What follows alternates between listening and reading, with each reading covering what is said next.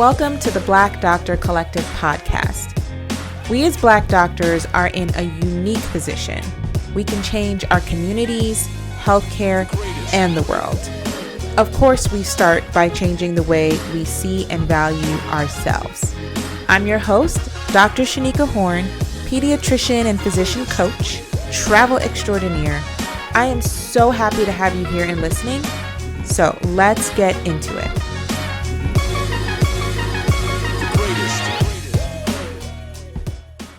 Hey y'all, I am doing a little bit of almost like a Dear Diary journal reflection episode. If you're watching this on YouTube, yes, I'm wearing a pimple patch. I would rather y'all see this pimple patch than see Pimpleisha that is hanging out underneath. She was reckless this week, okay?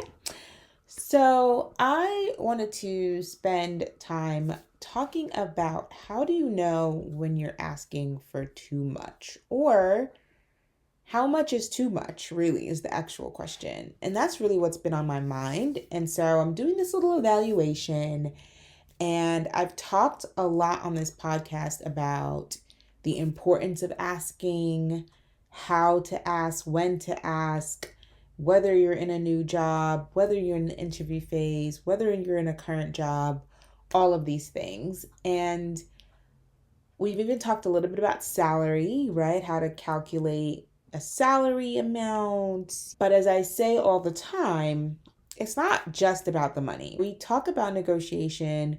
We look at the full package, the schedule, the vacation, professional development, termination clauses, all of these things. It becomes this fully fleshed out process when you're done with it that helps you get what it is you're trying to get at work.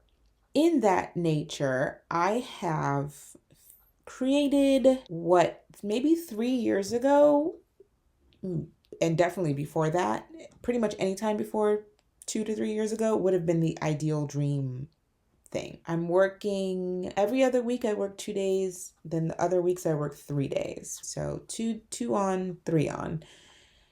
And I talk all the time about pretty much I've been taking vacations every month. And I've been on a trip, not necessarily always a vacation. Sometimes it's a work retreat, sometimes it's a conference, but I'm traveling fairly frequently, which is something I could not do when I was in an academic job. So all through training, fellowship, this was not something I ain't had the money, first and foremost. Can we talk about not having the money? But beyond affordability, there was also no time, right? Because the schedules were crazy.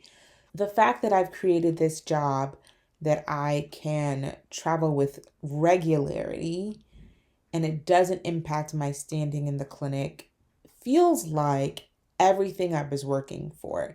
When I was in my 3rd year of my pediatric residency, I remember saying, and probably even journaling if I could find those journals, I wanted to be paid to travel. I wanted to have maximum flexibility.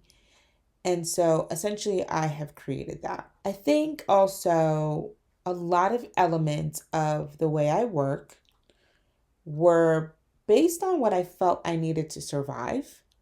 So I was super burnt out at the end of training. I didn't even want to be in medicine anymore. Honest to God, if you told me I didn't have to practice another day in my life, I would have skipped off into the sunset and called it a day. I loved kids, but I hated the corporatization of medicine. I hated feeling like a cog in the wheel, like I had no choice. And that made me not want to be there because I also hadn't seen an alternative. Every doctor I knew was practicing that way. And I didn't know there was another way to practice medicine at all. I thought I would just have to find a hospital job or a clinic job and make the best of it. And I wasn't willing to do that because I was already tired. I just wanted to, especially at the end of fellowship, I was like, you know what? I'm just going to go home. I always make this joke. Like, I could have been a CVS cashier. Like, I could have ditched all this ambition, found a nice rich husband, had some kids, and moved on with my life. So by the time I got to the end of fellowship, I thought I was living in Liberia, but there was potential for me maybe to even go back to New Mexico, work on the reservation. A lot of my co-fellows were doing that. It was certainly an option I considered and still have considered. I've considered going back even as a locums because I loved the work environment. But y'all, the middle of New Mexico on a reservation is not where I was going to meet my husband, okay? Like, it would have been great if I had decided I don't want to be partnered and I don't want to have children, because it was a great work environment. The population just was lacking in that regard. In fact, every other Black person that I met there that was working there either brought their spouse with them or had just committed decidedly to single life, which I don't have a problem with. If that's your choice, cool. They were thriving, but that's not what I wanted. And and I'm not like, I find this weird. I have this weird like internal tug where I don't want to be like, I'm not chasing any man. I'm not chasing a wedding. I'm not chasing a ring. I feel like the need to say that, even though it's silly, but I really wanted like deep partnership. I want long-term lasting partnership. I want to build a family with another person. And that was just not going to be possible in the job that I had created in New Mexico. Additionally, the job I created in New Mexico was very COVID dependent. I was doing COVID task force things. I was running a lot of public service campaigns. And at this point by now, there's no longer a need for that. So that job would have changed and just become general pediatrics medicine, which is what I was already trying to avoid. I created a career whereby I could work part-time, primarily in locums, where I felt like the structure was conducive to having that kind of freedom, being able to leave when I want because it was 30 days notice. Some of these jobs got you on a 6-month notice plan. What are you doing? Why do you want to trap people where they don't want to be? I don't understand it. But locums is a 30-day notice. And so I kept all my contracts short because I didn't really know how to search per se for a job that I would want to stay in more than a couple months. So I kept all my contracts super short, 2 to 3 months. And then if it turned out to be someplace where I could be, then I would extend the contract. But I was very skeptical that a honeymoon period wouldn't end. So like even in 2 to 3 months, usually that's enough for you to see like the shit show that some of these places are. But sometimes it's not enough. Sometimes you have some really endearing components and then something changes, right? The management changes, the leadership changes, they get bought out, etc.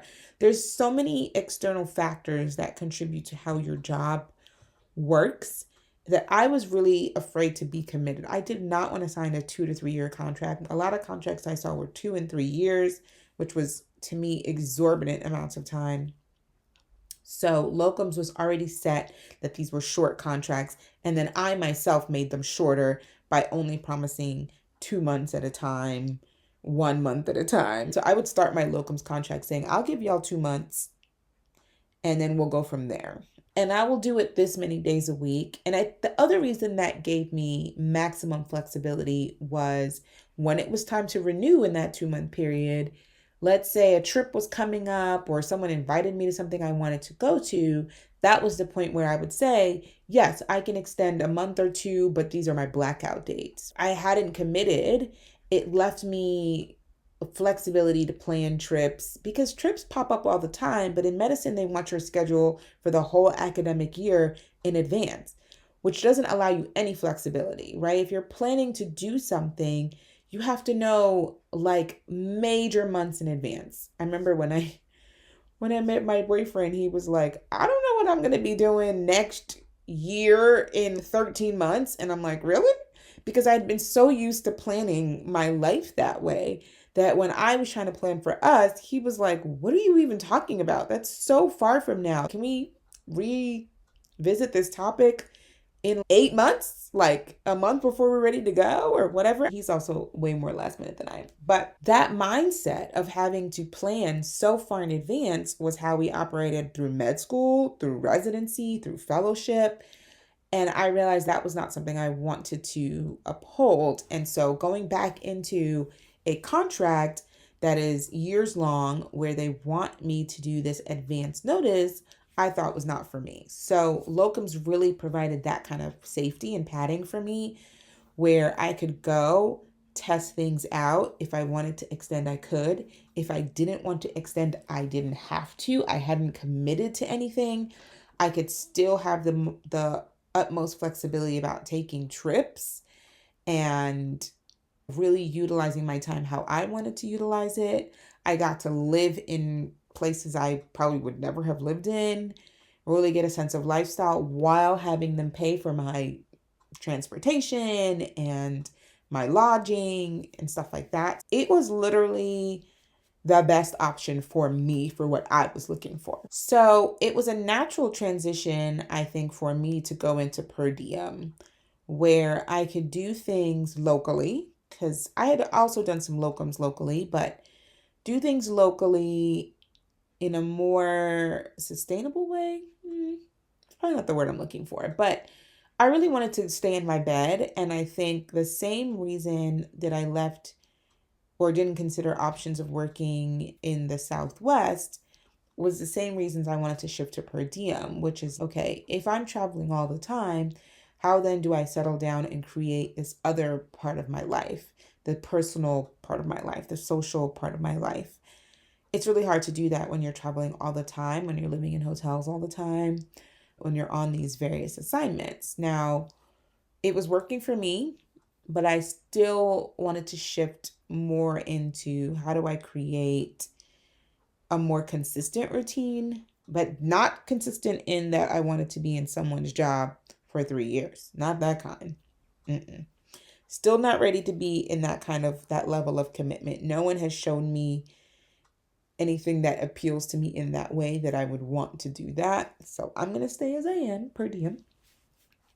But all of this is to say, the way that I've created my current role, the way that I work now, was a lot out of necessity, because if I was going to stay in medicine at all, which is what I didn't even want to do, it would have to look a certain way.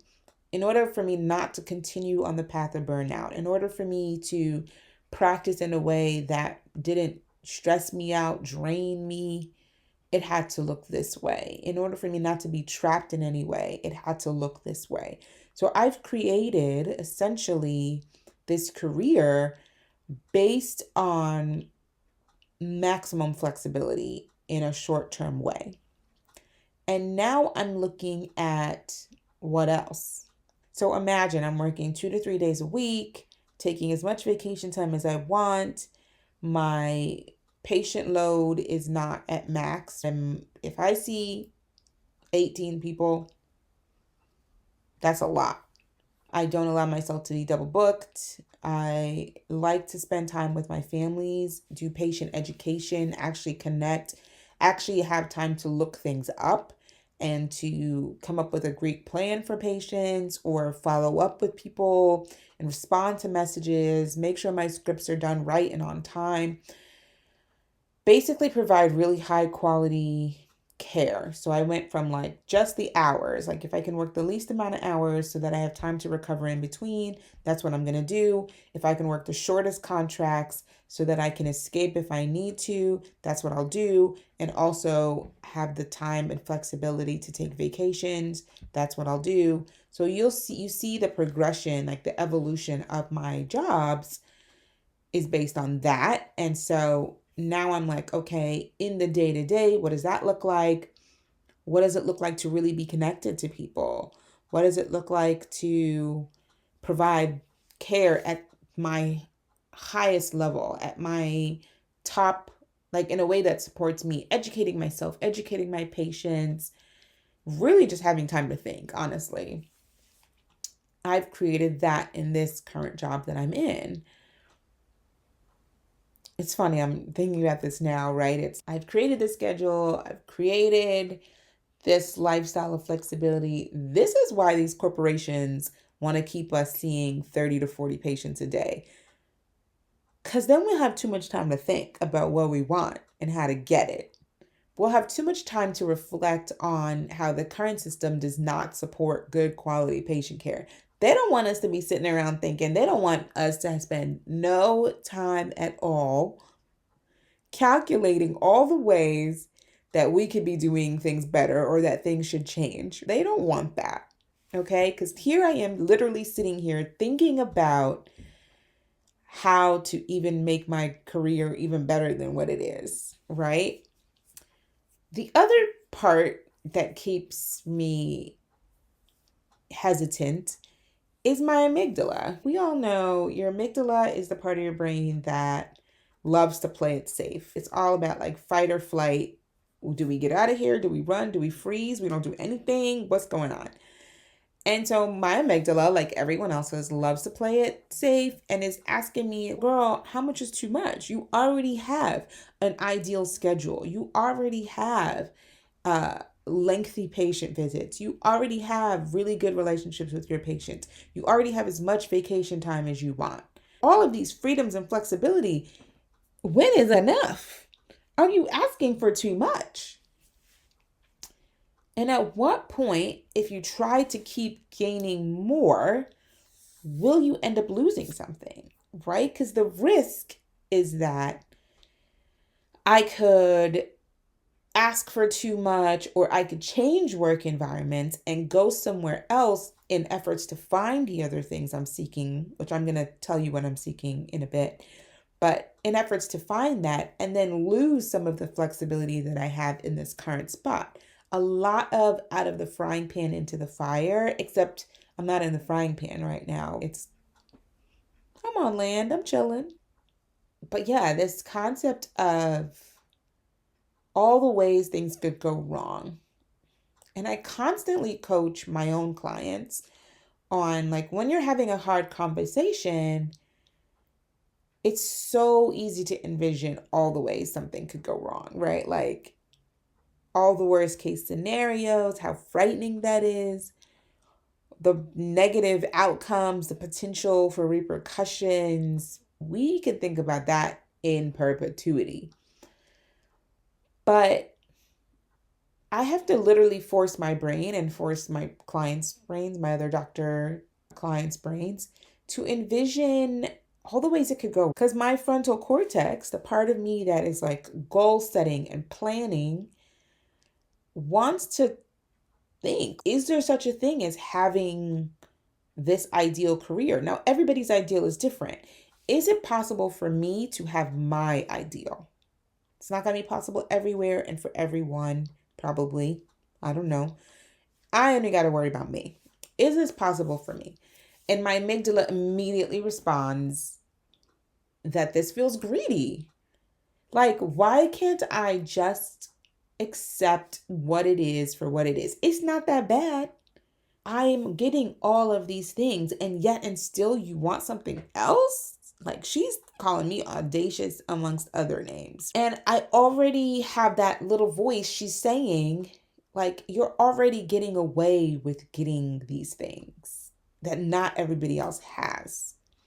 It almost feels like I've gotten over on the system. I've figured out this cheat code, this cheat sheet, and I'm already teaching doctors how to do it. And that in and of itself feels risky sometimes because I talk a lot about my own career, my choices. And I wonder how that's going to impact me in the future. Maybe some future employer doesn't appreciate the way I talk about negotiation and jobs, which let me tell you, that's a red flag and should be a sign that's not the employer for me because it has to be an employer-employee match. But I want to do things in a safe way. And so anytime this feels like, oh, it's greedy or you might be asking for too much, I have to spend time in my own process, the process I teach my clients as well, dispelling that notion. What I have right now, it's not that it's too good to be true. It didn't come out of nowhere. I created it. I created it by knowing what I wanted, by trying things, by asking a lot of questions and being willing to sit in discomfort because you have to be able to have a certain level of discomfort to even consider these things, to even ask for new things. When I coach people, right? So like right now, the current clinic situation I'm in has room for growth.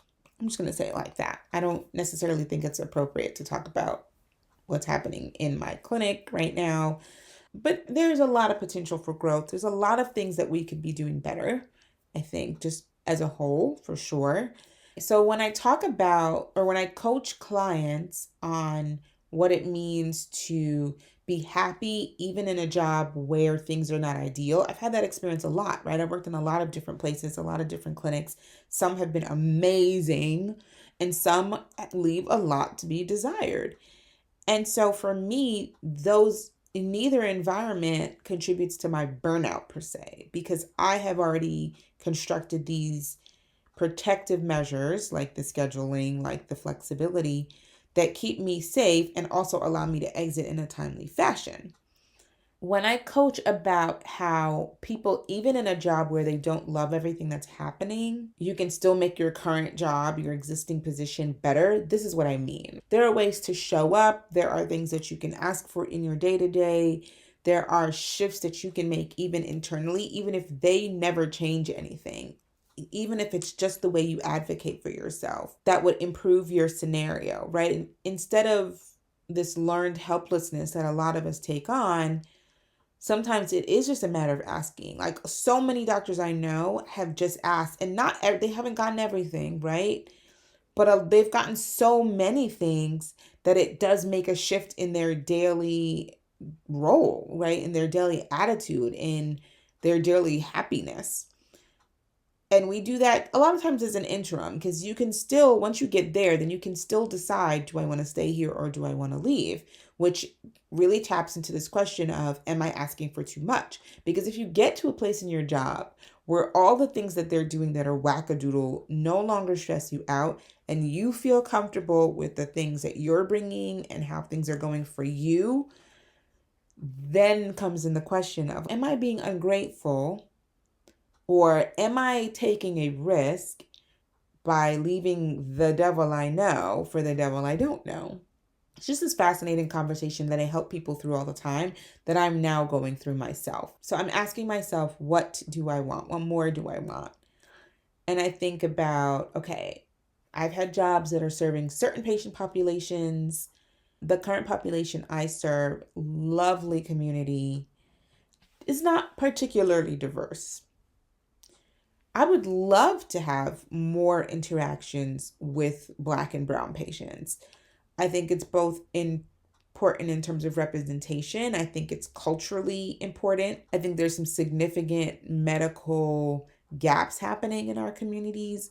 There's a lack of trust for providers. And I think that some of that can start to be bridged when we are working in our own communities and when we can partner with our communities in a really deep and meaningful way to start to create or recreate, reinstill the trust that is lacking between medical personnel and Black communities that have been hurt by medicine in this country. So that's something that I'm interested in. I think just the potential to do other community-based outreach, right? Like I think a lot of doctors like me, I get a lot of fulfillment from community work, from things that would normally be considered like volunteer positions, if you will. Community service. I've always been very community service oriented. So I would love to have that opportunity in my job. In residency, I was one of those few people, not most people wouldn't do it, but I would go to the local, are they still called halfway houses? Somehow that seems maybe derogatory. I don't really know the term. But people who are in transition from rehab back into just sustaining themselves, and they have their kids there in these homes, we would go in and do like parenting things and answer questions, and especially for like new parents or moms, people who are struggling with a particular aspect of their taking care of their child. Just the opportunity to lead workshops and do that. When I worked at a refugee camp, I used to do like mommy and me classes, right? The women would come in, it would be a safe space. They would be able to take off their hijabs. They could take their shoes off. The kids are running around. We'd have play areas, and they would get to sit in this circle of other mothers and just talk about what's happening with their kids and get to see that what's happening with their kid is so normal, right? Like, my kid's super picky, or I'm worried about my kid not gaining weight. Just having that moment, those moments, to be in touch with your community, to sit with the community and provide them with support, provide them with explanation, to really guide them on sound medical research, how to see the research and evaluate it and implement it for themselves. The potential to have impact on someone's health in so many ways is something I really am interested in doing. And like with my global health background, like I just have a deep drive to be a part of the communities in which I serve. And so that's something I'm also looking for. I think that involves two things: me having more of a voice, being part of a team where I absolutely get to contribute to decisions that are being made, that my suggestions are heard and valued and implemented. I think just having that voice, the power to impact change over the overall clinic or in the clinic, and say in what ways we can give back and be more involved. And then the other thing is planting myself somewhere, right? Because in order to really have community, no, you don't have to be long term. That's not true. I worked in a refugee camp for months at a time, and I did these classes, and they were impactful, and it did not require me to be planted.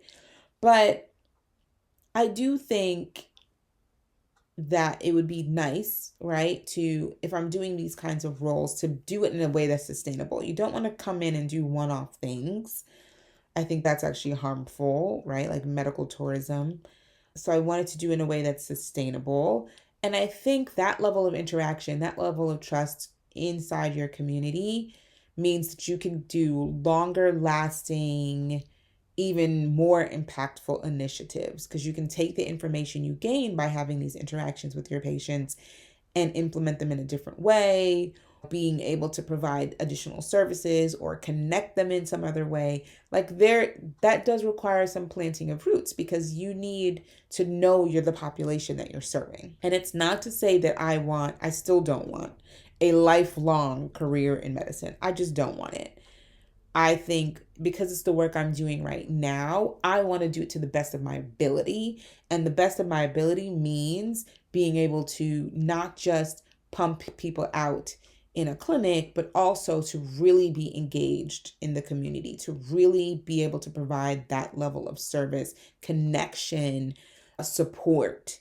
And so that would be, for me, the next level of practicing medicine. So right now, practicing medicine is that I come replenished. So I don't work full time, because when I come, I'm replenished, I'm focused. I have time in my day to actually answer questions, to interact with people, to do patient education, to put in referrals and answer patient messages. That's another level of providing good quality care for me. I don't know what it looks like for y'all. Ask yourself these questions. And then now the next layer is that, okay, if I know that medicine and health extends well beyond just clinical care in a visit, it requires some community level engagement, then how do I do that? And so that is my next ask, right? Is like, how do I then be a part of something where I can implement change under people who are equally invested in implementing change?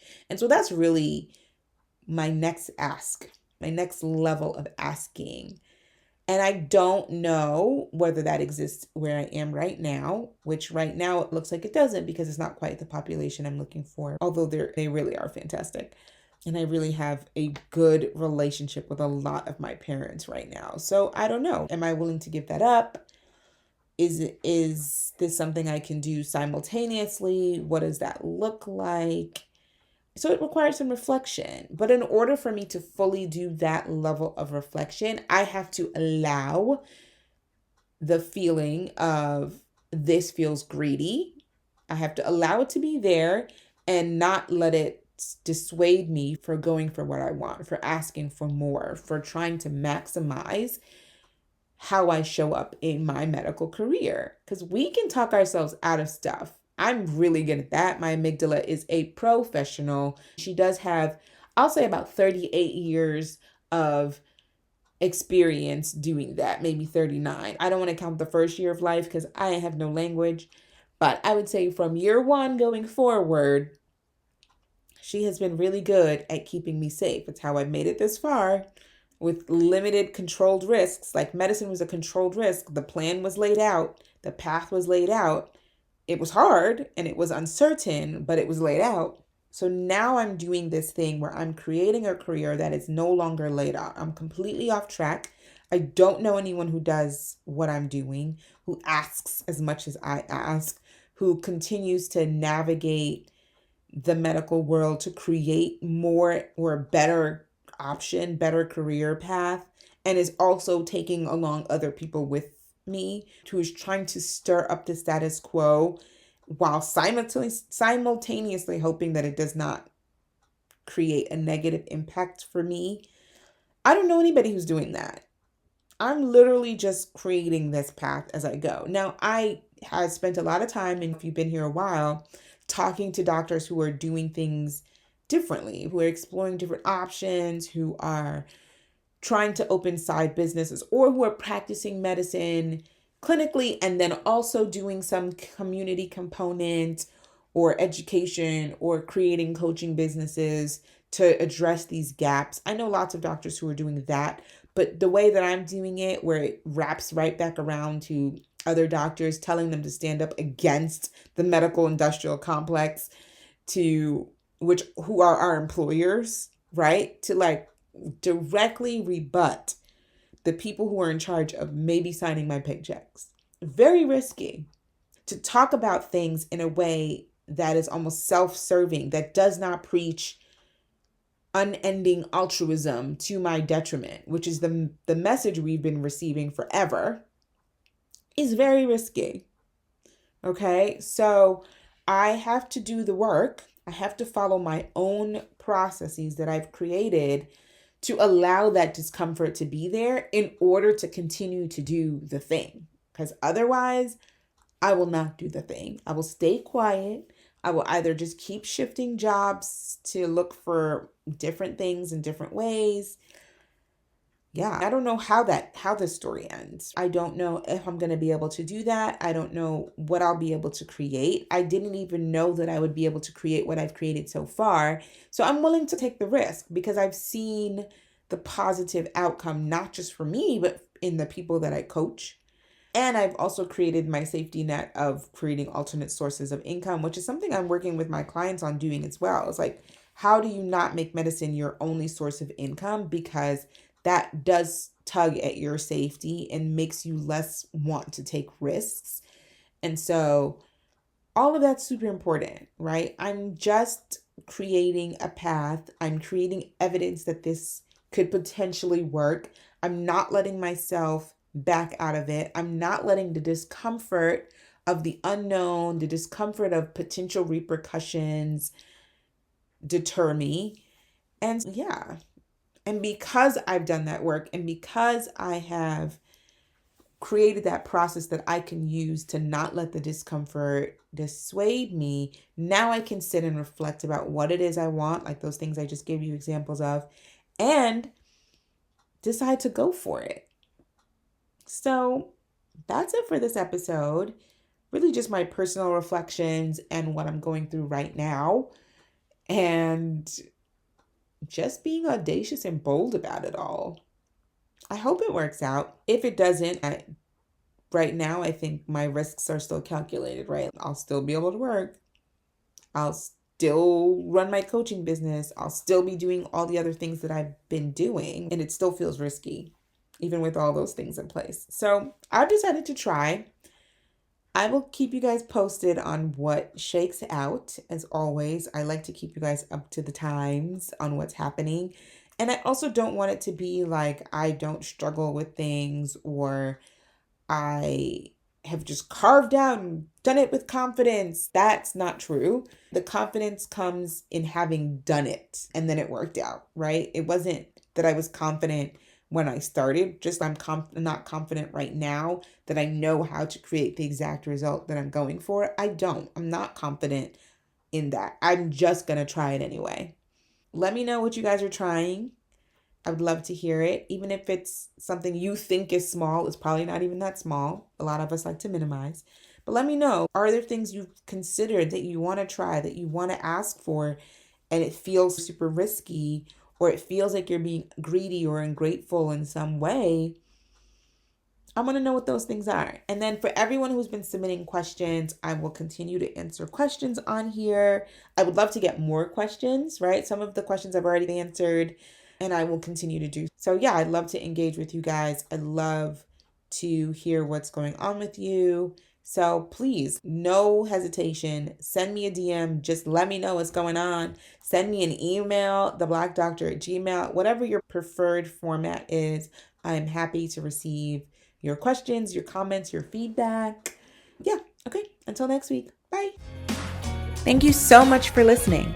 Please subscribe to the podcast. And what I want you to do next is link us everywhere you can. Instagram @theblackdoctor. Just become part of our collective. I want you here. Thanks. Until next time. Bye.